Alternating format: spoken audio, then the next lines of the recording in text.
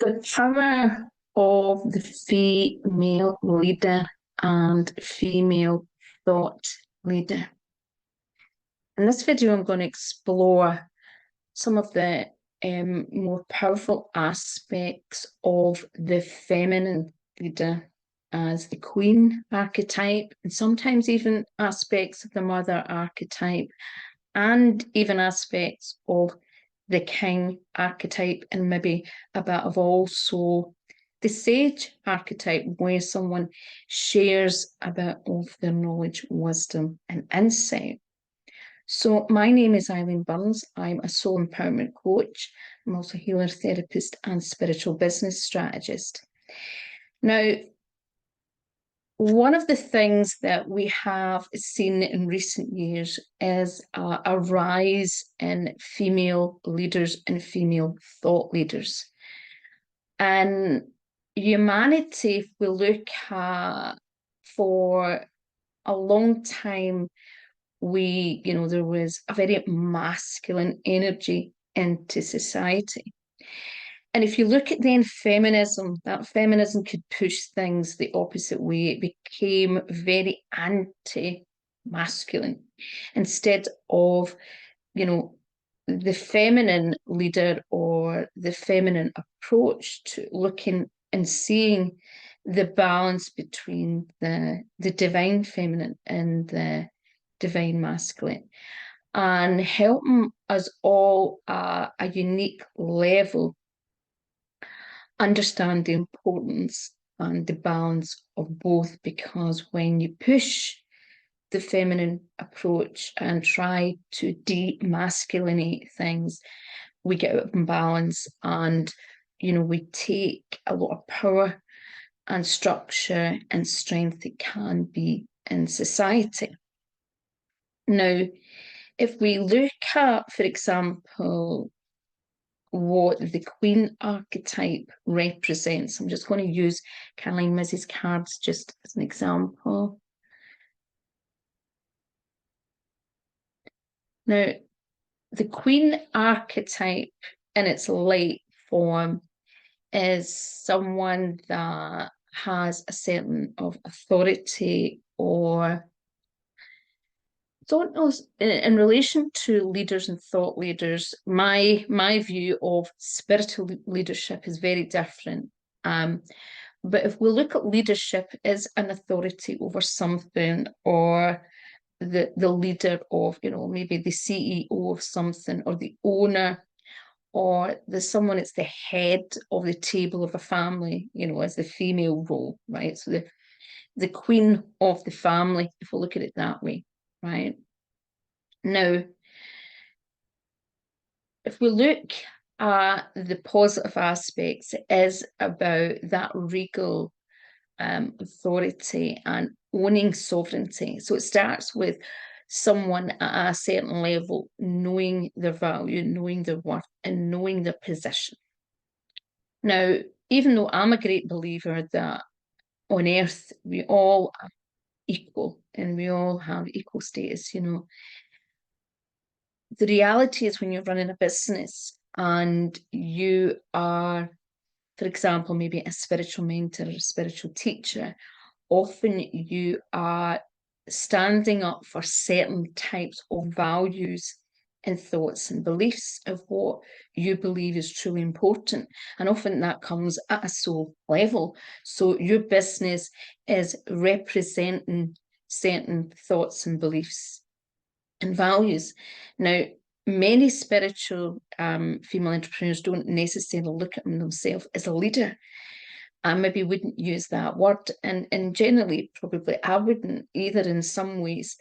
But the reality is that we are leaders in many ways, because we are leading by example of many of the things that we are promoting and sharing and selling, because they represent certain values, and they can often represent hope. They can represent a new way of doing things. They can represent transformation, a positive and healthy way of doing things.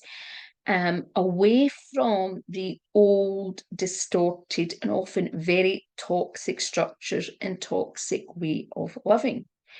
Now we are entering into what many will call is the fourth industrial revolution of AI, where AI is getting pushed and transhumanism agenda is being pushed. And if we even look at where that agenda has came from, it's not just, some people might look at it as just a masculine agenda, but it goes much darker than that. It's not, well, it's not, obviously masculine is not dark, but what I mean is there's another agenda there. And if we look at humanity, there is certain powers to be that think that if we look at even as a class system of what I live in the UK, and we probably have been brought up in a society where for decades there was what was appeared to be as, for maybe even centuries, a class system, where you had the working class or the poor, and then you had the middle class and you had the upper class. Now, if we look at, there's a lot of things going on at the moment for if you look at society, there's a lot more people ended up getting into the middle class and being able to. It didn't. I think used to be just like, if you look at working and poor in the higher, right, and some level, right, and that middle ground started to expand with lots of things that maybe people sometimes don't realize. Entrepreneurship and people being able to find their own way and create their own way of doing things and being able to do things differently, that kind of changed things. Now, what we have at the moment is a lot of push for the transhumanism agenda that is pushing, in many ways, certain classes of people in a way, and also people with certain roles and jobs, pushing them out of work and out of careers and out of jobs to push a certain type of agenda and to push this transhumanism agenda, where certain people want us to be superhuman and be more like robots and be chipped and all sorts of that. And if you think what I'm talking about is absolutely crazy, I'm going to put mention a person's name in the if I can without getting penalised on YouTube, person link in this video. But I'm sure it's Haroom. His name is it? I always forget his name. But they call him the Messiah, and he's a kind of Messiah of transhumanism, if that's the easiest way to say it. If you look at the WEF and the World Health Organization and this globalization agenda, some of let's put it this way, this person is everything against God and spiritual intelligence and soul intelligence. It's everything the opposite. It's about taking spiritual intelligence away and soul intelligence away and making people superhuman through chips. And the only focus is making us a superhuman, as in super capabilities of the mind and being able to do it by, in a way, being controlled. Now, if we look at AI, a lot of people that have not, they don't really maybe have good certain awareness of certain things, especially societal awareness and spiritual awareness and spiritual awakening. They often miss things and they don't see that. They just look at a lot of technology and artificial intelligence is just moving forward. And sometimes, particularly if you're a business owner, if you're in certain careers, whatever, you just see it as a way to increase productivity, reduce money, and make money. But you don't see the spiritual and deeper effects that can have on humanity. And if we just look at even mobile technology and how that's become a huge addiction, and that people have become just like the television. When the television was introduced, it is a form of programming, and what it's done is actually you know, if we think about television, for example, a television is a box, and it is a box that people sit in front of, right? And that box has become more digital in a way. So if we look at lots of technology, it's just a box. Even what I'm sitting in front of, the now is a box, right? And you know, I'm someone that has studied a lot. I mean, I done psychology, psychotherapy, very into from very, very young into a lot of personal development and, you know, neuroprogramming and understanding, subliminal programming and unconscious stuff, you know, all sorts of things, you know, because I took my journey very seriously and my work very seriously.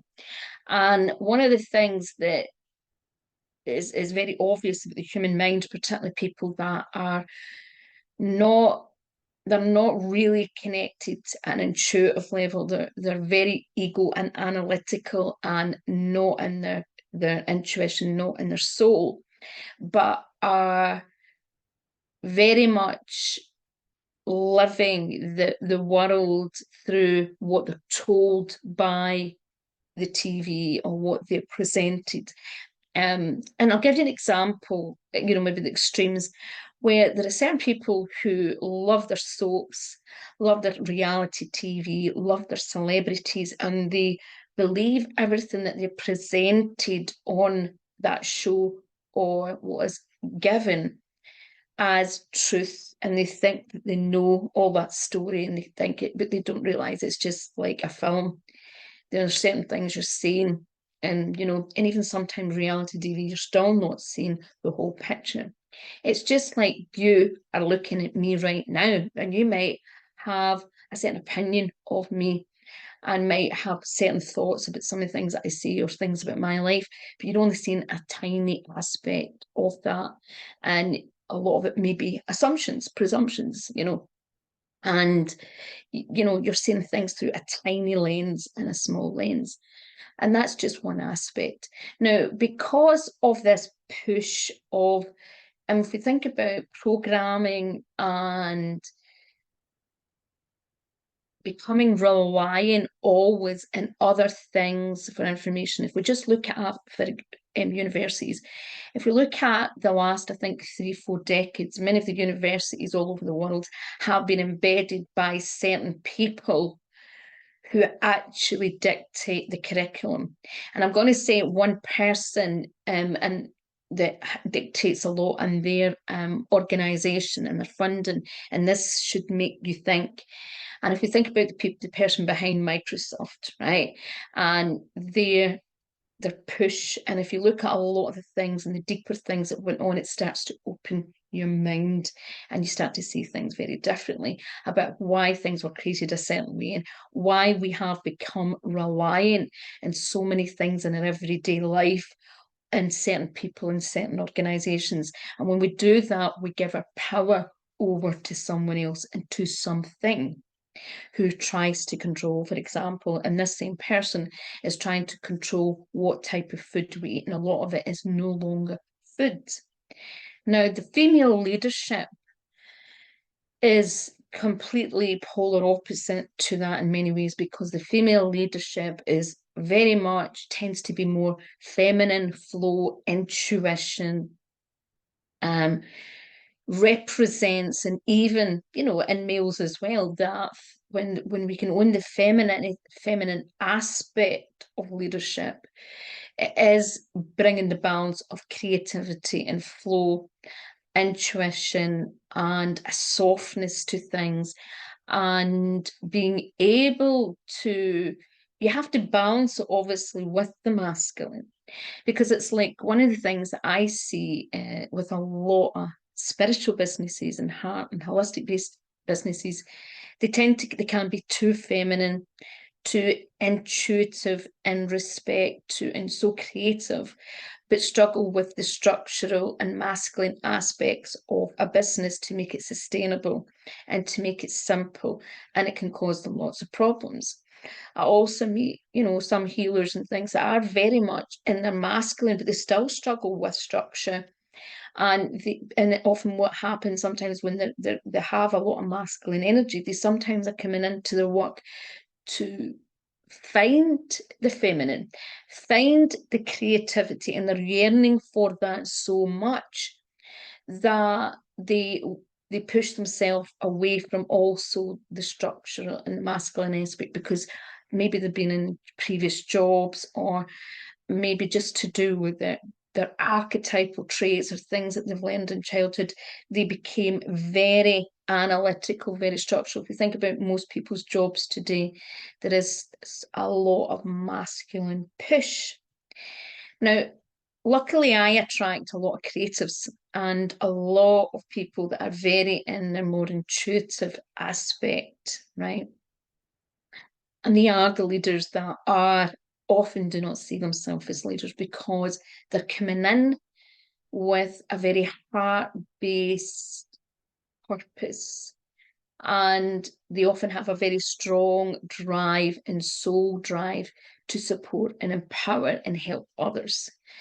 And the leaders are those that have a clear direction. When when you start getting into your leadership, it's about, no matter what way that shape form comes through, you have to be strong in yourself, to know yourself to a certain degree, and be able to lead by example in what you're saying. Obviously, the things that you're teaching or sharing or believe, you have to be encompassing that to a certain amount in your own life.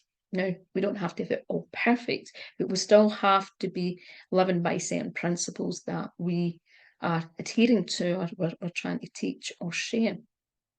Now, the feminine aspect is, the more we can embody that aspect into our own lives, we bring a more softer flow and a softer aspect to humanity. And the feminine leader is really needed at the moment, because the feminine leader helps with healing and soothing.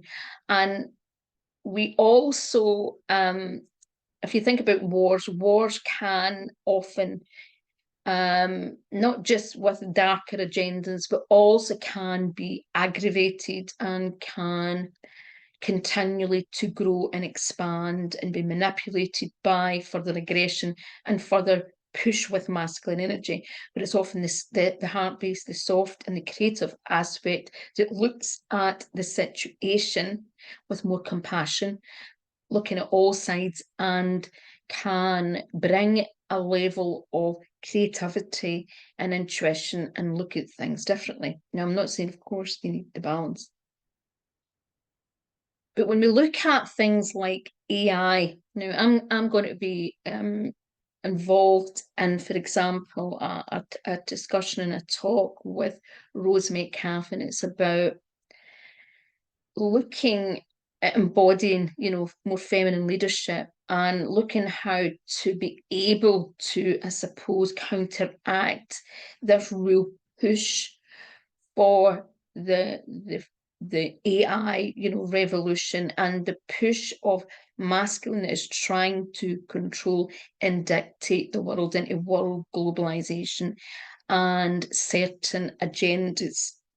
And the female spiritual leader are the leaders that have seen this come, felt it come, and know, because they work at an intuitive level. They have, they work on their own level of consciousness and level of awareness. They can see what is getting pushed, and they are rising up to show people that other ways that we can move forward, and that we can, no matter what structures start happening, how that we can start embodying a new type of way of change, right? And rising up to heal the damaged structures and the things that are trying to control and manipulate, but also move with certain things, because not all technology and all these things, not all of it is going to be negative. But the reality is, some of the behind the scenes behind it, some of the motives are that maybe people don't realize there is more going on, and it's particularly if you look at the people behind certain agendas and certain globalization agendas. And, you know, this information is really out there. You just, you know, sometimes you just need to be shown where it is. And if that's something that you need help, I do have a free light workers library that can give you some things, and I will be adding more just to help you kind of open up to some of the things that are happening and see things from a more spiritual perspective. But if we think about the queen archetype and the queen female thought leader is that benevolence who owns her authority and her power, is empowered, is spiritually empowered, right?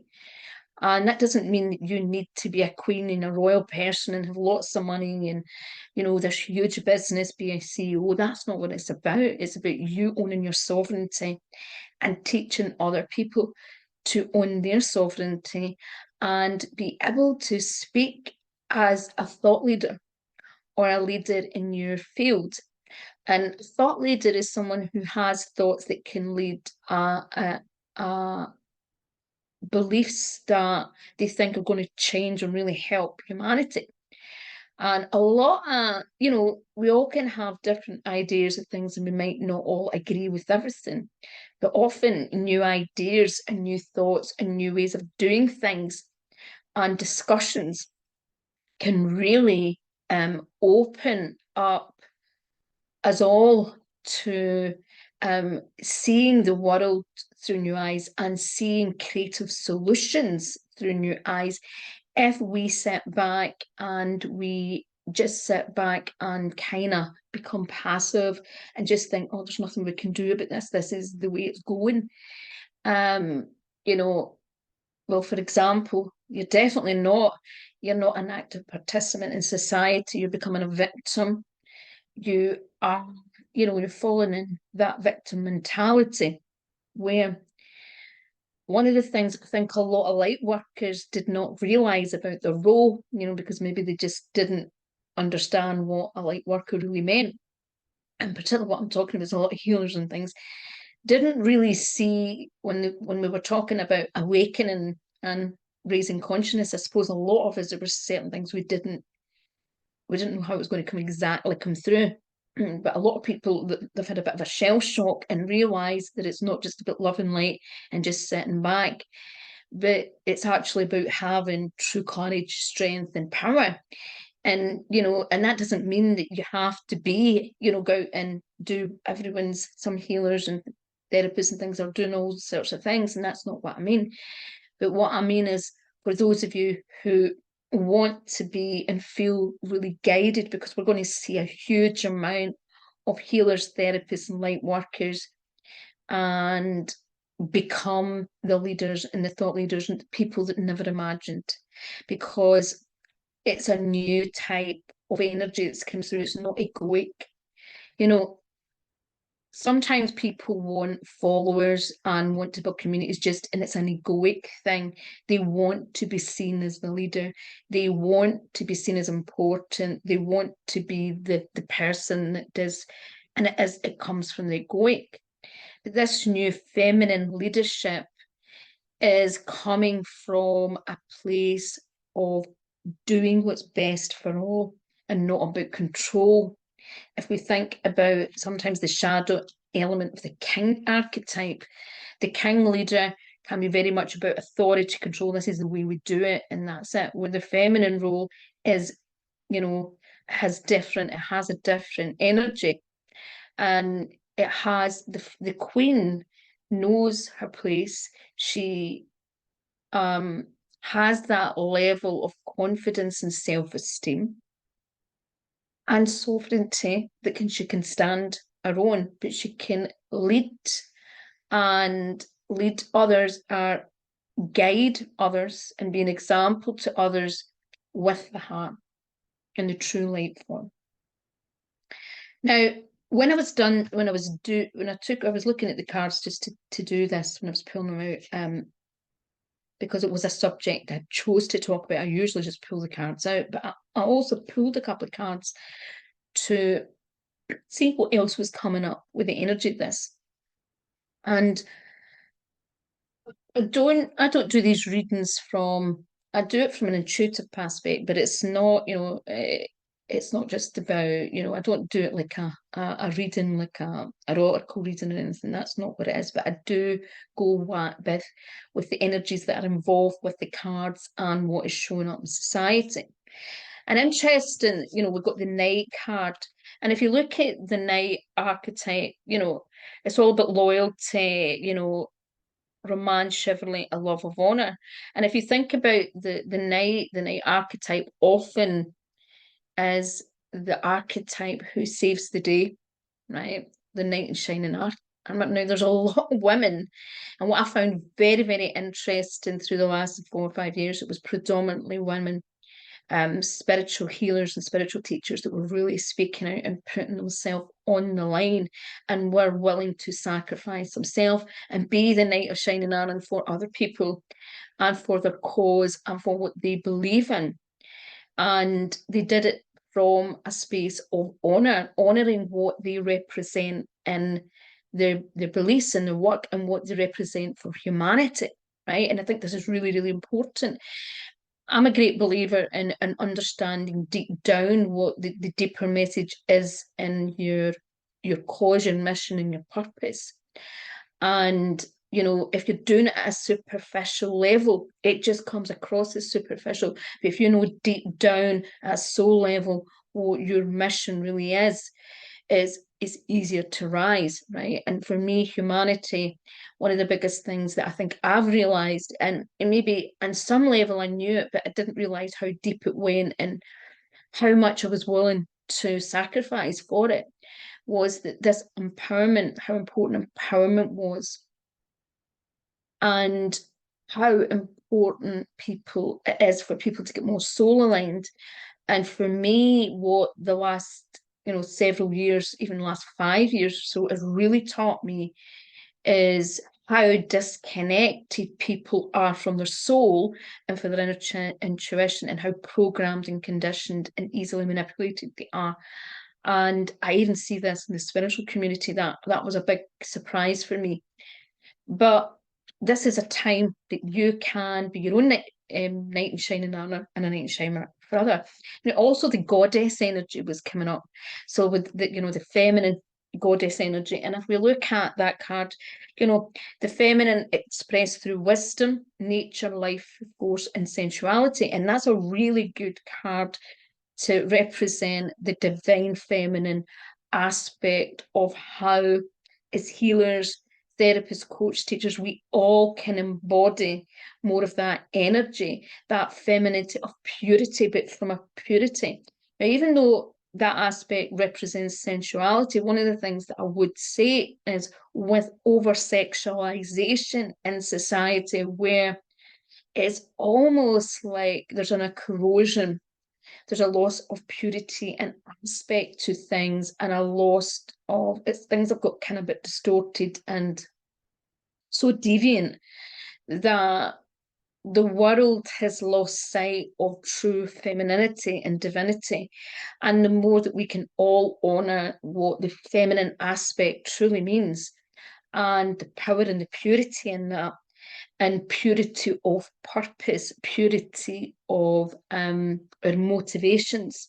And it's so important when we're doing our work to always check in. Of course, we're all human, but it's to check in with our ulterior motives for doing everything, right?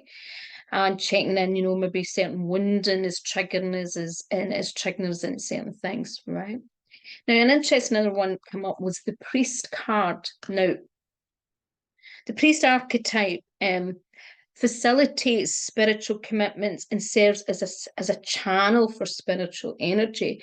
So the priest is representing that light of God, of divinity. And a priest has a certain amount of discipline, right? And it's the same if you are going to be, for example, a spiritual leader. You have to be really, really committed to your own spiritual life. You can't be a spiritual leader or a teacher if you do not dedicate and commit a large part of your life and your day to some sort of spiritual practice, right? And it's like the same as if you're going to be any sort of leader, teacher, you know, you have to practice what you preach and have to be, you know, someone that embodies that way of life to be able to represent it, right? And it's a good reminder. Now, we are all have this spiritual leader in many ways in us. We all have the thought leader. We all have the king, the queen, the sovereignty. Sometimes we just need to tap into it. Think about in your own family, for those of you who have families, how much as a mother you take on that mother role and that leader role, and you lead your children to, you know, maybe you lead by example for starters. You guide them and you lead them towards, you know, maybe certain better ways of living or moral values, you know, or certain ideology, right? To help them in the best way that you can, to support them in the best way that they can, right? And one of the things I think is rising is people understanding that the true spirituality comes from within, and that a lot of the ideology and push that's being programmed, and a lot of also, and I think this is important to highlight because, you know, sometimes it's just highlighting it and looking at it more closely. If we look a lot of push at the moment, there's been a lot of push, you know, over the last even 10 years. There's a lot of push for to supporting minority groups, but the people that are pushing and making it appear as if it's support for minority groups, there's actually other agendas, and there's more about, it's about creating division. And if, you know, a lot of things have been exposed about what is behind a lot of things, and the feminine aspect can get lost because the feminine aspect is so compassionate and has so much empathy. And we also look at, for example, the communitarian or orphan archetype. They're very good at bringing people together, and they have a lot of compassion and empathy and can really bring and support people together and look at equality. But if you look at equity, equity can cause lots of problems because it treats everything as if everything is equal in respect to, even if something's bad, it is equal to something. If someone, for example, goes for a job and they maybe belong to a minor group but don't have the skills or training, it doesn't matter. We have to bring that person in to do equity. And this is where there's a lot of distortion happened. Now, the intuitive aspect of being able to know what feels right and what feels wrong is really important. And there's a lot of inversion. If we look at government, political, media, a lot of the things that are presented to us as truth is completely inverted and exactly the opposite. And they're trying to make some of the people that are fighting for society, fighting for humanity, trying to create change as the, would you call it, the person that's the problem, or the people that are the instigators, when it's actually the opposite. And this is where the feminine is rising, because the feminine aspect, the divine feminine and the feminine leaders recognize that. They feel it and understand and can see what's going on in the collective. They can see the division, they can see all the chaos. And that is why we need more feminine leadership. And if we look at, there's a lot of leaders rising up in the spiritual community that are men that have that feminine intuitive awareness. They're very switched on, right? They have a good balance. They are standing up with the masculine energy and the divine masculine, but they are also embodying, truly embodying also the intuitive, the compassion, the heart, and that's what it's all about. Okay. Now, if you would love to explore this topic more, check out this brand new, it's called embodiment. Now, wait till we see embodiment. Embodiment. I think it's embodiment leadership for women. Apologies. But it is free. It's like basically she's going to be Rose is going to be basically interviewing a lot of us and discussing lots of different topics around how we can embody, and do things in a different way as leaders, and how we can change things, and how there is a revolutionary way of, coaching, leading people that is coming from the divine feminine energy. And the reality is that there's a lot of people stuck in fear for what is going on. And of course, there is a lot of push. We can't hide our head. We can't ignore it. We can't be cowards. But the reality is there is a lot of light, and there's a lot of people that are like Rose, and many of people like myself who are trying to awaken people to what's going on, but also awaken them to see that there's other ways of doing things. Like, we don't have to rely on AI to do all of our business. We don't have to fall into the push that is being pushed on us. We can do things very differently. We can create change. We don't have to succumb to what governments and political agendas is trying to push on us, and what globalizations.